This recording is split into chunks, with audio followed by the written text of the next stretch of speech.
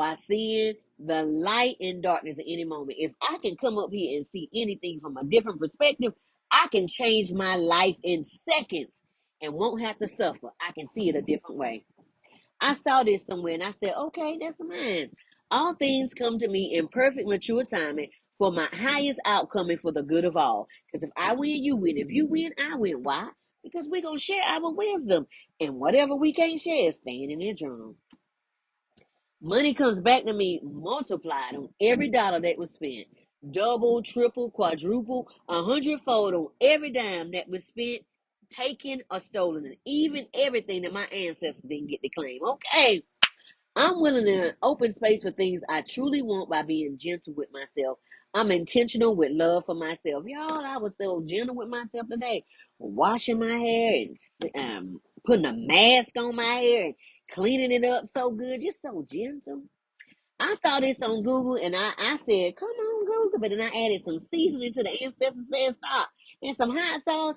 Spirit, if it's in my highest good, I remove all energy that does not belong to me from my energy field, and I send it back to its rightful owner, cleansed and purified, no matter where we originally met, universe, world, timeline, dimension, or realm, space dust or space rock. I sever the cord of connection.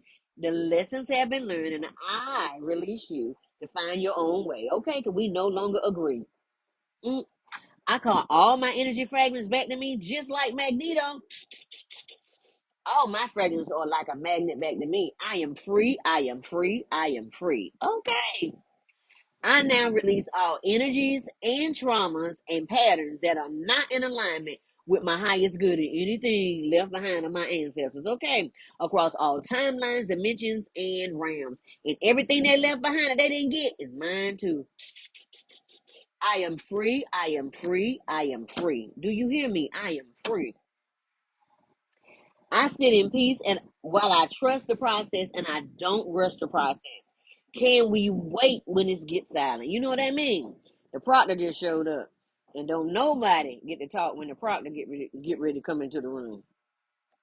Test time. I'm doing speaking engagements and podcasts that bring transformation. Signature topic.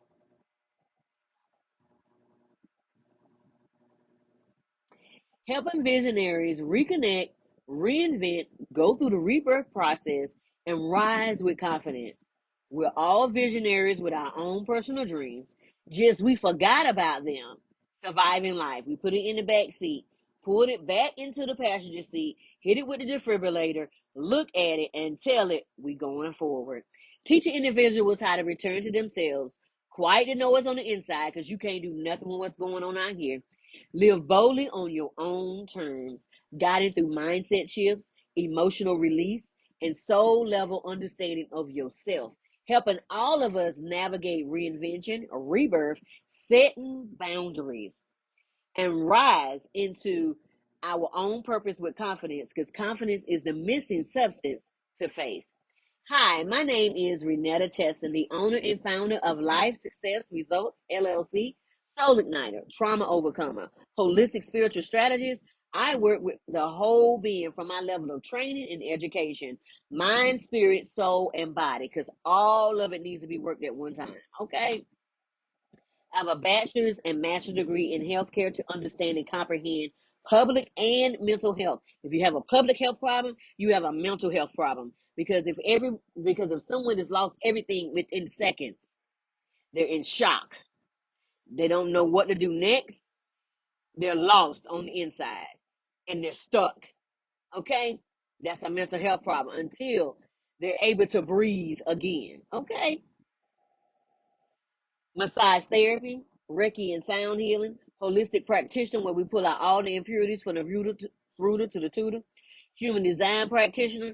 We go back and we look at the very beginning of your purpose. Then we come and look at that generational baggage and start pulling it out. When I was given the task of having uncomfortable conversations with others, I knew then my path was going to be a little different and probably a little standoffish until people have done their own work. But that didn't stop me. I asked myself the uncomfortable questions, every day to get out of old patterns. Is it easy? Mm-mm. I do the work every day, and And it's not always easy or pretty. But I wake up to confront the areas in me in love that need a facelift. We keep working on the outside of our body, but what do we look like on the inside? You could be the most beautiful, as Prince said, you will be the most beautiful girl in the world, or man. And you could be the nastiest, ugliest thing on the inside because you have not done the work. If you're gonna work on the outside, work on the inside at the same time. So I can go forward. What will you do? What are you afraid of losing? Is it once you see that colonialism and imperialism has played everybody? I mean, every shade of color got played. You won't know what to do if we're not fighting each other anymore. We just fight, just arguing across the line when we all getting played by the same boyfriend. We just don't know it. How about we find ways to have conversations that cause a pause to see life differently in all areas? That means if every group would just stop for a second and talk amongst themselves, there are amazing things we could do. This will cause us to quit blaming someone else for our problems and see where we might be truly missing it in here. It may be that we're not firing on all cylinders. We can only meet people where we fully met ourselves. Remember that next time you say you want a real relationship. You need to pull off your mask of your representative and put it down and actually talk. Away from the phone, talk. How many adults who were never taught? We have many adults who were never taught how to feel safe. So they seek safety and validation on the outside of them because of a plethora of challenges that happen in childhood processing. A lot of stuff that happened. It's so many things. So I ask you, what emotion from your childhood pushed you in a corner and you made a vow? I won't ever do that. I won't ever be them. I will never do this with my children. I will never do this, and this. I won't be this parent. I won't be this type of boss. I won't be this. I hate them. What what vow did you put out here? And you put some out here in the universe, and until you go back and take those vows out and renounce every last vow, you blocking every door that God wants to open for you. I had to realize that. I was like, oh my God. See, the vows we all make them. It's playing out on the big stage. While we get to protest and speak our minds, are we helping that little girl or little boy on the inside of us heal? That's our true shadow. What's triggering you is your shadow. I'm being commissioned to aid in the process by sharing how I overcame everything meant to keep me from coming into my true identity. I had to believe in myself and God. See, God is on the inside of me, but before I could even find God, I had to find me. Because see, God is in my heart. But before I could see God, it was in my heart. I couldn't even see him because I had to deal with me. Why is that triggering me? Why do I feel this way? Why every time that person come around I get agitated? Let's deal with that. We're taught God is on the outside of us in the great by and by, but God is on the inside of us waiting to be tagged into our battles, like 2 Corinthians 10 and 5 and Ephesians 6 says, we're fighting principalities, rulers of the darkness, and spiritual wickedness in high places. Remember, we are a spirit first. We live in a body and we have a soul. This is when negative thinking has gone on for so long that it's the norm in society, but now it's the multitude. Whatever society says, that's what everybody's doing.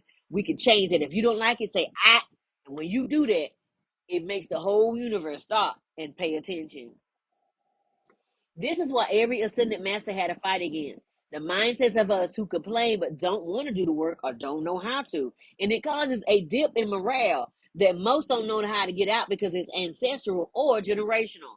So to get out, it requires us to get uncomfortable and get past the plateau of complacency or complicitness, or this is how we've always done it. Let's start with my group, FBAs and Alkabunums and African diaspora. The FBAs, if you see my post today, you've seen it. The FBAs have been here since the beginning. We have been here for millions of years. We've had to live and find ways to live while fighting. We have been Nehemiah. We have been building, and then they'll burn it down, and then we'll get back up and build it again. And